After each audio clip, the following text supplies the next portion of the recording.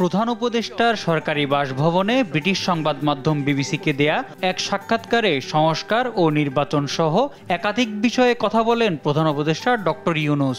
সংবাদ মাধ্যমটির অনলাইন সংস্করণে উঠে আসে তার বক্তব্য।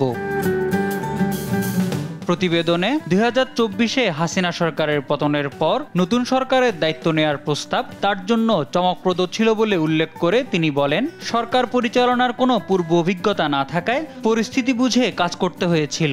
দেশে আইন শৃঙ্খলা পুনরুদ্ধার করা এবং অর্থনীতি ঢেলে সাজানোই ছিল অগ্রাধিকার।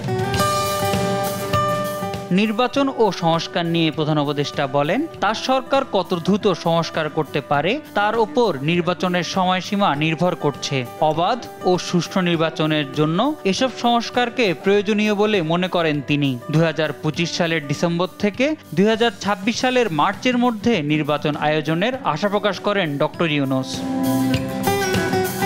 আওয়ামী লীগের নির্বাচনে অংশগ্রহণ নিয়ে ডক্টর ইউনূস বলেন, নির্বাচন কমিশন ঠিক করবে কারা নির্বাচনে অংশ নেবে, তবে আওয়ামী লীগ নির্বাচনে অংশ নেবে কিনা সে সিদ্ধান্ত তাদেরই নিতে হবে।